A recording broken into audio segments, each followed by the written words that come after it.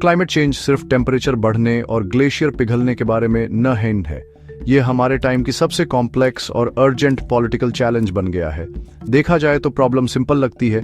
दुनिया के साइंटिस्ट्स सबको मानते हैं कि इंसानों की एक्टिविटीज से प्लैनेट गर्म हो रहा है और हमें अपने एमिशन कम करने होंगे। हालांकि सॉल्यूशंस में हमारी इकोनॉमीज, हमारे एनर्जी सिस्टम्स और यहाँ तक कि हमारी डेली लाइफ में भी बहुत बड़े चेंजेस शामिल हैं। यह हैन से पॉलिटिक्स शुरू होती है। इन चेंजेस का स्पेंडा कौन उठाएगा, किन इंडस्ट्रीज को सपोर्ट किया जाएगा या बंद किया जाएगा, और हमें कितनी जल्दी एक्शन लेना होगा, ये साइंटिफिक सवाल अन्ना अहन हैं। ये बहुत ही पॉलिटिकल सवाल हैं जिनमें वैल्यूज, प्रायोरिटीज और पावर शामिल हैं। इससे क्लाइमेट चेंज कॉम्पिटिंग इंटरेस्ट्स और आइडियोलॉजीज के लिए एक बैटल ग्राउंड बन जाता है। पॉलिटिकल डिफिकल्टी का मेन रीजन ये है कि क्लाइमेट चेंज को कुछ एक्सपर्ट्स जैसे थॉमस हेल ने अपनी मई 2025 की बुक लॉन्ग प्रॉब्लम्स में लॉन्ग प्रॉब्लम कहा है। इसके सबसे बुरे इफेक्ट्स कई दशकों और सदियों तक सामने आएंगे, जबकि पॉलिटिकल सिस्टम्स तुरंत की प्रॉब्लम्स पर रिस्पॉन्ड करने के लिए मेके गए हैं। पॉलिटिशियंस अक्सर छोटे इलेक्शन साइकिल्स पर काम करते हैं, उन इश्यूज पर फोकस करते हैं जो वोटर्स को फास्ट और विजिबल रिजल्ट्स का प्रॉमिस करते हैं। क्लाइमेट चेंज से निपटने के लिए लॉन्ग टर्म इन्वेस्टमेंट और प्लानिंग की जरूरत होती है, जहां बेनिफिट्स शायद कई जनरेशन तक पूरी तरह से रियलाइज न हो। प्रॉब्लम के टाइम स्केल और पॉलिटिक्स के टाइम स्केल के बीच यह मिसमैच एक बहुत बड़ी बाधा पैदा करता है, जिससे लीडर्स के लिए शॉर्ट टर्म इकोनॉमिक या पॉलिटिकल गेन्स के फेवर में मुश्किल डिसीजंस को टालना आसान हो जाता है। इसके अलावा क्लाइमेट चेंज के खिलाफ लड़ाई हमारे इंडस्ट्रियलाइज्ड वर्ल्ड की फाउंडेशन को ही चैलेंज करती है, जो एक सदी से ज्यादा समय से फॉसिल फ्यूल्स से चल रहा है। कोयला, तेल और गैस से दूर हटना मतलब ग्लोबल इकोनॉमी के बड़े सेक्टर्स को फिर से मेकना। इससे एस्टेब्लिश्ड इंडस्ट्रीज से एक पावरफुल अपोजिशन बनता है, जिनका स्टेटस को मेके रखने में इंटरेस्ट होता है। ये ग्रुप्स अक्सर लॉबिंग और कैंपेन फंडिंग के जरिए बहुत पॉलिटिकल इन्फ्लुएंस रखते हैं, जिससे गवर्नमेंटों के लिए जरूरी बोल्ड पॉलिसीज मेकना मुश्किल हो जाता है। फिर डिबेट हमारे शेयर्ड फ्यूचर को प्रोटेक्ट करने की बात से हटकर जॉब्स, प्रॉफिट्स और इकोनॉमिक स्टेबिलिटी के कॉन्फ्लिक्ट में बदल जाती है, जिससे एक प्लैनेटरी क्राइसिस एक भयंकर पॉलिटिकल स्ट्रगल में बदल जाता है। ये पॉलिटिकल स्ट्रगल सिर्फ फैक्ट्स या इकोनॉमिक्स के बारे में नहीं है, यह तेजी से आइडेंटिटी और कल्चर के बारे में हो रहा है। कनाडा के रिसर्च से पता चला है कि क्लाइमेट एक्शन को अक्सर कल्चर वॉर के हिस्से के रूप में देखा जाता है। एक तरफ वे लोग हैं जो इसे एक प्रोग्रेसिव मोरल इम्पेरेटिव मानते हैं, जो अक्सर अर्बन एरियाज में कंसंट्रेटेड होते हैं। दूसरी तरफ वे लोग हैं जो क्लाइमेट पॉलिसाइज को अपनी लाइफस्टाइल, ट्रेडिशंस और इकोनॉमिक फ्रीडम पर अटैक मानते हैं, खासकर रूरल या रिसोर्स डिपेंडेंट लेस यूनिटीज में। ये कल्चरल फ्रेमिंग कॉम्प्रोमाइज को बहुत मुश्किल बना देती है। जब कोई इश्यू इस बात से जुड़ जाता है कि हम कौन हैं और हम किस पर विश्वास करते हैं, तो यह पॉलिसी का मामला नाजन रहता और पर्सनल आइडेंटिटी का सवाल बन जाता है, जिससे पॉलिटिकल लैंडस्केप को नेविगेट करना और भी मुश्किल हो जाता है। पॉलिटिकल पोलराइजेशन ने क्लाइमेट चेंज डिबेट को एक साइंटिफिक इश्यू से एक पार्टिसन बैटलफील्ड में बदल दिया है। कई कंट्रीज में किसी पर्सन की पॉलिटिकल एफिलिएशन अब क्लाइमेट चेंज पर उनके व्यूज का एक स्ट्रांग प्रेडिक्टर है। यह डिवीजन जरूरी एनएचएन की साइंस से ही डिसएग्री करने के बारे में हो, बल्कि यह अक्सर प्रपोज्ड सॉल्यूशंस को रिजेक्ट करने के बारे में होता है। कार्बन टैक्सेस या इंडस्ट्रीज पर रेगुलेशंस जैसी पॉलिसीज को अक्सर एक साइड से गवर्नमेंट ओवररीच के रूप में दिखाया जाता है, जो इकोनॉमी को नुकसान रीच आएगा और पर्सनल फ्रीडम पर इन्फ्रिंज करेगा। दूसरी तरफ इन हैंड पॉलिसाइज को सर्वाइवल के लिए जरूरी टूल्स के रूप में देखा जाता है। यह Gevariya ideological divide common ground ढूंढना और इफेक्टिव लॉन्ग लास्टिंग पॉलिसी के लिए जरूरी कंसेंसस मेकना लगभग इम्पॉसिबल बना देता है। यह पोलराइजेशन गवर्नेंस के लिए बहुत बड़े चैलेंजेस पैदा करता है। जब पॉलिटिकल पार्टीज अपोजिशन में फंसी होती है, तो क्लाइमेट पॉलिसी अनस्टेबल हो सकती है, हर नए इलेक्शन के साथ ड्रामेटिकली बदल सकती है। एक गवर्नमेंट एम्बिशियस क्लाइमेट टारगेट्स को इंट्रोड्यूस कर सकती है, लेकिन अगली एडमिनिस्ट्रेशन उन्हें पूरी तरह से खत्म कर सकती है। यह पॉलिसी व्हिप्लैश बिजनेस और इंडिविजुअल्स के लिए लॉन्ग टर्म के लिए प्लान करना मुश्किल बना देता है। फॉर एग्जाम्पल, एक कंपनी रिन्यूएबल एनर्जी में बिलियंस का इन्वेस्टमेंट करने में झिझक सकती है अगर उन्हें डर है कि अगले इलेक्शन के बाद सपोर्टिंग सब्सिडीज या रेगुलेशंस खत्म हो जाएंगे। ये इंस्टेबिलिटी प्रोग्रेस को पैरालाइज कर देती है, जैसा कि वैंकूवर के 2023-2024 के रिसर्च से पता चलता है, जहां पॉलिटिकल प्रेशर और डिवीजन के कारण प्रोग्रेसिव सिटीज ने भी क्लाइमेट पॉलिसीज को वापस ले लिया। डिवीजन अक्सर अर्बन और रूरल पॉपुलेशंस के बीच सबसे ज्यादा होता है, जैसा कि कनाडा जैसे प्लेसेस में देखा गया है। अर्बन सेंटर्स, जो अक्सर ज्यादा पॉलिटिकली प्रोग्रेसिव होते हैं, क्लाइमेट एक्शन के स्ट्रांग सपोर्टर्स होते हैं। इसके उलट रूरल लेस यूनिटीज, खासकर जिनकी इकोनॉमीज माइनिंग या तेल और गैस जैसे रिसोर्स एक्सट्रैक्शन पर डिपेंड करती हैं, क्लाइमेट पॉलिसाइज से टारगेटेड महसूस कर सकती है। इन इंडस्ट्रीज में वर्कर्स के लिए फॉसिल फ्यूल्स से जस्ट ट्रांजिशन की बात उनके जॉब्स और उनके फैमिलीज के फ्यूचर के लिए एक थ्रेट लग सकती है।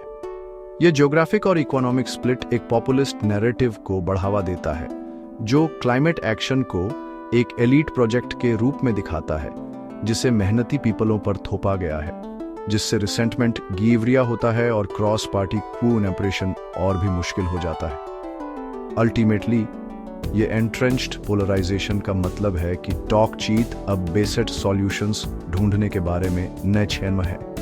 इसके बजाय ये पॉलिटिकल मैसेजिंग का एक कॉन्टेस्ट बन जाता है, जहां हर साइड अपने बेस को एनर्जाइज करने और अपोजिशन को डिमोनाइज करने की कोशिश करती है।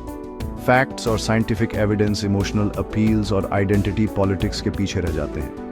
ये एनवायरनमेंट मोफियरेट वॉइसेस के लिए सुना जाना या प्रैग्मेटिक कॉम्प्रोमाइज बेस्ड सॉल्यूशंस के लिए उभरना बहुत मुश्किल बना देता है। जब तक क्लाइमेट चेंज पार्टिसन आर्सेनल में एक की वेपन बना रहेगा, तब तक क्राइसिस को एड्रेस करने के लिए जरूरी महत्वपूर्ण यूनिफाइड एक्शन पहुंच से बाहर ही रहेगा, हमारे डिवाइडेड पॉलिटिकल लैंडस्केप का शिकार। मीडिया, खासकर social media, climate change debate में एक पावरफुल फोर्स बन गया है, लेकिन इसका इम्पैक्ट एक डबल एज्ड स्वॉर्ड रहा है। एक तरफ इसने अवेयरनेस बढ़ाई है और दुनिया भर में लाखों पीपलों को मोबिलाइज किया है, दूसरी तरफ यह गलत इंफॉर्मेशन फैलाने और पॉलिटिकल पोलराइजेशन को गेवरिया करने का एक प्राइमरी व्हीकल बन गया है। माफिया मीडिया एल्गोरिदम्स यूजर्स को ऐसी कंटेंट दिखाने के लिए डिजाइन किए गए हैं जो उनके एग्जिस्टा बिलीफ्स को रीइंफोर्स करते हैं, जिससे ऐसे इको चैम्बर बनते हैं जहां डिसेंटिंग व्यूज शायद ही कभी देखे जाते हैं। इसका मतलब है कि क्लाइमेट चेंज के बारे में चिंतित व्यक्ति एनवायरमेंटल डिजास्टर्स और एक्शन के लिए कॉल्स के बारे में पोस्ट देखेगा, जबकि एक स्केप्टिक को क्लाइमेट साइंस पर सवाल उठाने या ग्रीन पॉलिसाइज की कॉस्ट के खिलाफ शिकायत करने वाली कंटेंट का एक स्ट्रीम मिलेगा। इस डायनामिक का एक्टिवली उन ग्रुप्स द्वारा इस्तेमाल किया जाता है जो क्लाइमेट एक्शन में देरी करना चाहते हैं। 2022 और 2023 के बीच कनाडा के रिसर्च में एक चौंकाने वाला असंतुलन सामने आया। क्लाइमेट पॉलिसीज का विरोध करने वाली राइट लीनिंग कंटेंट को उन्हें सपोर्ट करने वाली लेफ्ट लीनिंग कंटेंट से 10 गुना ज्यादा एंगेजमेंट मिला। ये कैंपेन अक्सर सोफिस्टिकेटेड होते हैं, जो ड्राई फैक्चुअल आर्ग्यूमेंट्स के बजाय इमोशनल मीम बेस्ड स्ट्रेटजीज का इस्तेमाल करते हैं। फॉर एग्जाम्पल, एक सिंपल शेयरेबल इमेज जो कार्बन टैक्स को बढ़ती ग्रोसरी प्राइसेस से जोड़ती है, पब्लिक ओपिनियन को शेप करने में एक डिटेल्ड साइंटिफिक रिपोर्ट से कैचन ज्यादा इफेक्टिव हो सकती है। यह आइडियाज की डिबेट एनएशन है, बल्कि अटेंशन की लड़ाई है, और इमोशनली चार्ज मिस इन्फॉर्मेशन अक्सर जीतता है। इन कैंपेन्स के पीछे फाइनेंशियल मसल बहुत बड़ा है। फॉसिल फ्यूल इंडस्ट्री ग्रुप्स जैसे कि Canadian association of petroleum producers तेल और गैस की पॉजिटिव इमेज को प्रमोट करने और ग्रीन ट्रांजिशन की फिजिबिलिटी पर संदेह पैदा करने के लिए सोशल मीडिया एडवर्टाइजिंग पर हजारों डॉलर खर्च करते हैं। इससे एक डिस्टॉर्टेड पब्लिक डिस्कोर्स बनता है जहां मल्टी ट्रिलियन डॉलर इंडस्ट्री के आर्ग्यूमेंट्स को ग्लोबल साइंटिफिक लेस यूनिटी की कंसेंसस के बराबर या उससे भी ज्यादा वेटेज दिया जाता है। मीडिया लैंडस्केप एंगेजमेंट और एडवर्टाइजिंग रेवेन्यू से प्रेरित अनजाने में इन वेल फंडेड मैसेजेस को एम्पलीफाई करता है, जिससे सिटीजन्स के लिए क्रेडिबल इंफॉर्मेशन और स्ट्रेटेजिक प्रोपेगेंडा के बीच अंतर करना मुश्किल हो जाता है। कॉन्फ्लिक्टिंग और इमोशनली चार्ज्ड नैरेटिव्स के इस लगातार एक्सपोजर से पब्लिक कंफ्यूज्ड, सिनिकल और डिवाइडेड रह जाती है। जब पीपलों पर ऐसे मैसेजेस की बौछार होती है कि क्लाइमेट चेंज एक कैटास्ट्रोफिक इमरजेंसी और एक अतिरंजित धोखा दोनों है, तो यह जानना मुश्किल हो जाता है कि किस पर भरोसा किया जाए। इंस्टीट्यूशंस, चाहे वह साइंस हो, सरकार हो या खुद मीडिया हो, में विश्वास का यह इरोजन शायद क्लाइमेट डिबेट में मीडिया की भूमिका का सबसे डैमेजिंग कॉन्सिक्वेंस है। प्रॉब्लम की एक शेयर्ड अनफियरस्टैंडिंग के बिना क्लाइमेट क्राइसिस की डिमांड करने वाले मुश्किल और ट्रांसफॉर्मेटिव सॉल्यूशंस के लिए जरूरी व्यापक पब्लिक सपोर्ट मेकना इम्पॉसिबल है। इको चैम्बर ये सुनिश्चित करता है कि हम एक दूसरे पर चिल्लाते रहें, बजाय इसके कि एक साथ बात करें। सेक्शन 4 क्लाइमेट पॉलिसी का ह्यूमन फेस, अनइक्वल बर्डन और अलग अलग इम्पैक्ट। जो आपको पता है, क्लाइमेट चेंज और इसे रोकने के लिए मेक की गई पॉलिसीज हर किसी को इक्वली इम्पैक्ट न चेंज करती। सोसाइटी के अलग अलग ग्रुप्स इसके इम्पैक्ट्स और सॉल्यूशंस को बहुत अलग तरीकों से एक्सपीरियंस करते हैं। एक रियलिटी जिसे पॉलिटिक्स अक्सर अनदेखा कर देती है। महिलाएं फॉर एग्जाम्पल अक्सर क्लाइमेट चेंज की फ्रंट लाइंस पर होती हैं, खासकर उन लेस यूनिटीज में जो एग्रीकल्चर और नेचुरल रिसोर्स पर डिपेंड करती है। वे तेजी से क्लाइमेट एक्शन के लिए सबसे मुखर एडवोकेट्स भी हैं। अप्रैल 2025 की एनवायरमेंटल वोटर प्रोजेक्ट की रिपोर्ट ने एक सिग्निफिकेंट जेंडर गैप को हाईलाइट किया, जिसमें 62% वोटर्स जो क्लाइमेट को प्रायोरिटी देते हैं वे महिलाएं थीं। यह गैप ब्लैक और इंडिजिनस लेस यूनिटीज में और भी ज़्यादा है, जहां महिलाएं एनवायरमेंटल डिग्रेडेशन के सोशल और इकोनॉमिक बर्डन को डिस्प्रोपोर्शनेटली उठाती हैं। यंग लोग क्लाइमेट डिबेट में एक और ग्रुप हैं जिनका एक यूनिक स्टेक है। उन्होंने क्राइसिस को कॉज NAN किया है, फिर भी वे इसके सबसे गंभीर कॉन्सिक्वेंसीज को इनहेरिट करेंगे। इसने एक ग्लोबल यूथ मूवमेंट को बढ़ावा दिया है जो वर्ल्ड लीडर्स से और ज़्यादा अर्जेंट और एम्बिशियस एक्शन की डिमांड कर रहा है। उनका फ्यूचर आज किए गए पॉलिटिकल चॉइसेस से डिसाइड हो रहा है, जिससे इंटरजेनरेशनल इनजस्टिस का एक गेवरिया सेंस पैदा हो रहा है। हालांकि यूथ के बीच भी डिवीजन है। पोलिंग डेटा दिखाता है कि यंग महिलाएं यंग पुरुषों की तुलना में क्लाइमेट चेंज के बारे में कहीं ज़्यादा चिंतित होती हैं। इसने प्रोग्रेसिव ऑर्गेनाइजेशंस को नई स्ट्रेटजीज डेवलप करने के लिए प्रेरित किया है, जो क्लाइमेट एक्शन को फैमिली और लेस यूनिटी को प्रोटेक्ट करने के टर्म्स में फ्रेम करती है। अलग अलग वैल्यूज को अपील करके इस जेंडर गैप को ब्रिज करने की कोशिश करती है। Urban versus rural divide climate politics का एक और क्रिटिकल डायमेंशन है। सिटीज में पॉपुलर पॉलिसीज जैसे कंजेशन चार्जेस या लो एमिशन जोन रूरल एरियाज में उन पीपलों के लिए दंडात्मक महसूस हो सकती है जिनके पास पब्लिक ट्रांसपोर्ट के अल्टरनेटिव्स NHN हैं और वे अपनी रोजमर्रा की जिंदगी के लिए प्राइवेट व्हीकल्स पर डिपेंड करते हैं। इसी तरह फॉसिल फ्यूल्स से दूर हटना, माइनिंग या तेल और गैस एक्सट्रैक्शन के इर्द गिर्द बनी लेस यूनिटीज की इकोनॉमिक सिक्योरिटी को ज्यादा खतरे में डालता है। ग्रीन जॉब्स में जस्ट ट्रांजिशन के प्रॉमिस अक्सर उन वर्कर्स से स्केप्टिसिज्म के साथ मिलते हैं जिन्हें पीछे छूट जाने का डर होता है। इन लेस यूनिटीज के लिए क्लाइमेट पॉलिसी एक एब्स्ट्रैक्ट कॉन्सेप्ट NHN है, बल्कि उनकी आइडेंटिटी और इकोनॉमिक सर्वाइवल के लिए एक सीधा खतरा है। ये अलग अलग इम्पैक्ट्स एक कॉम्प्लेक्स पॉलिटिकल लैंडस्केप में कहते हैं, जहां एक size fits all solution fail होने वाला है।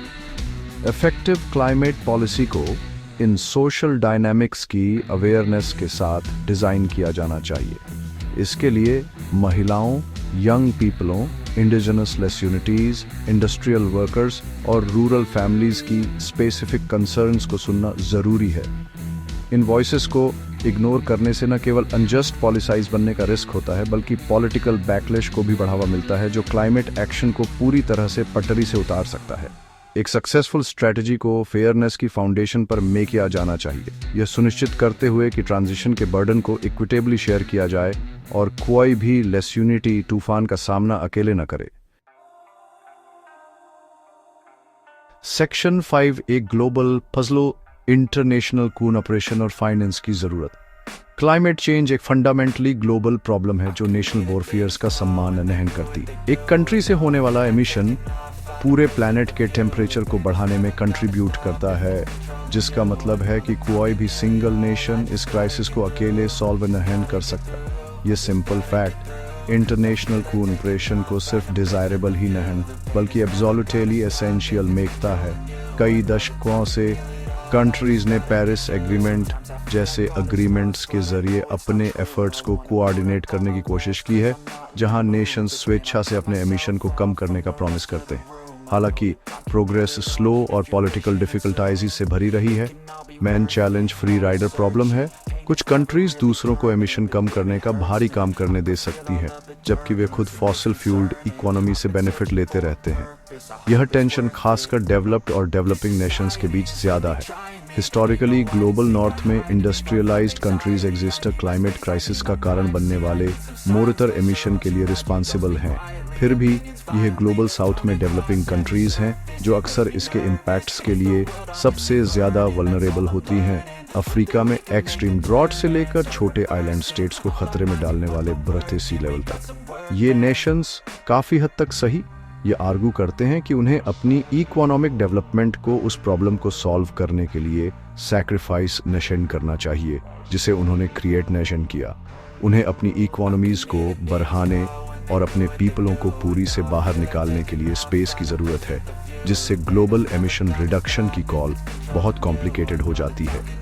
फाइनेंस इंटरनेशनल कोऑपरेशन के लिए क्रिटिकल लुब्रिकेंट है। डेवलपिंग कंट्रीज को क्लीन एनर्जी में ट्रांजिशन करने और उन इम्पैक्ट्स के लिए अडॉप्ट करने में हेल्प करने के लिए जो वे पहले से ही फेस कर रहे हैं। डेवलप्ड नेशंस ने फाइनेंशियल सपोर्ट प्रोवाइड करने का प्रॉमिस किया है, जो फेमसली हर साल $100 बिलियन का प्रॉमिस है। हालांकि ये लेजिटिमेंट्स अक्सर कम पड़ गए हैं, जिससे अविश्वास की गहरी भावना पैदा हुई है। पर्याप्त फंडिंग के बिना गरीब नेशंस में रिन्यूएबल एनर्जी इंफ्रास्ट्रक्चर में अपनी कोस्ट लाइंस को प्रोटेक्ट करने या क्लाइमेट रेजिलिएंट एग्रीकल्चर डेवलप करने की कैपेसिटी अनछिन होती। क्लाइमेट फाइनेंस का फ्लो इसलिए सिर्फ चैरिटी का मामला नहीं है। ये एक जस्ट और इफेक्टिव ग्लोबल रिस्पॉन्स के लिए एक प्रीरिक्विजिट है। हिस्टोरिकल रिस्पॉन्सिबिलिटी को एक्नॉलेज करने और आगे बढ़ने के लिए एक शेयर्ड पाथ को इनेबल करने का एक तरीका है। अल्टीमेटली एक सक्सेसफुल ग्लोबल कोalition मेकने के लिए नेशनल इंटरेस्ट्स और कलेक्टिव रिस्पॉन्सिबिलिटी का एक डेलिकेट बैलेंस चाहिए होता है।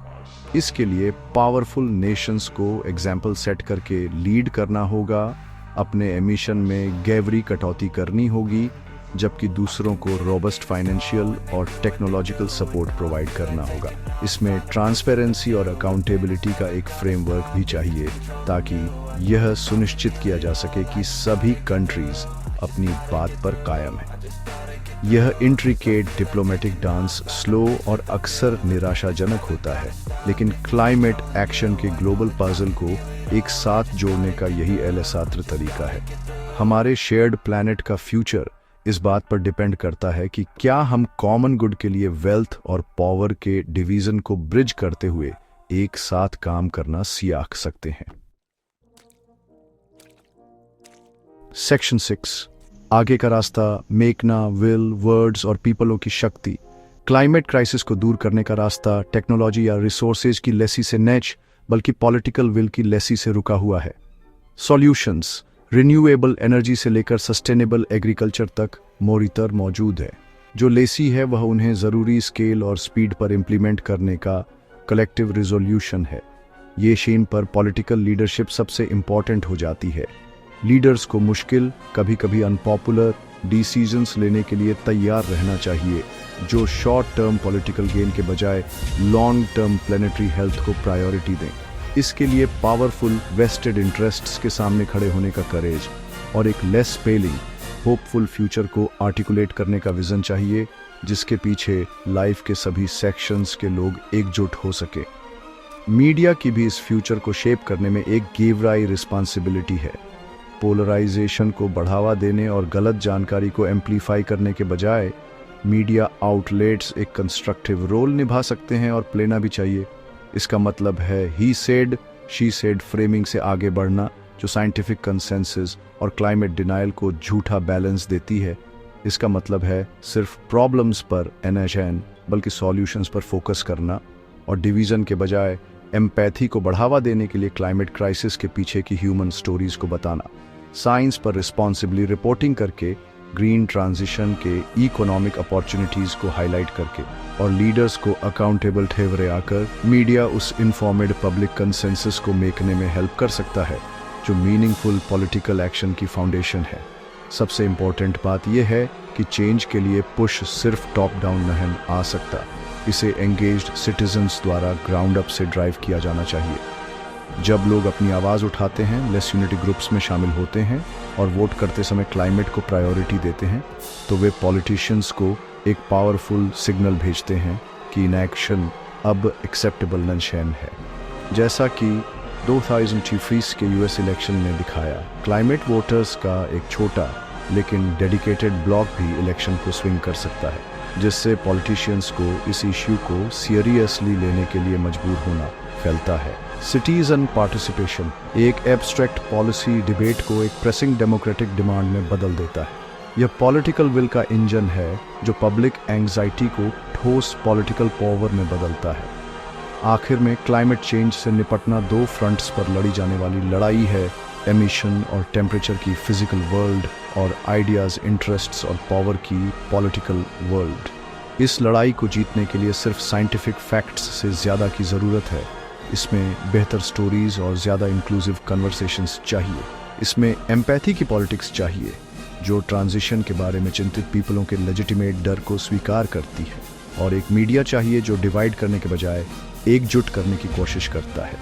Strong political leadership, responsible media और अनवेवरिंग सिटीजन एंगेजमेंट को कंबाइन करके हम पॉलिटिकल डेडलॉक को तोड़ सकते हैं। हम आगे का रास्ता बना सकते हैं, डिवाइडेड फैक्शंस के रूप में नेशन, बल्कि एक यूनिफाइड ग्लोबल लेस यूनिटी के रूप में अपने एलसात्र घर को प्रोटेक्ट करने के लिए काम कर सकते हैं।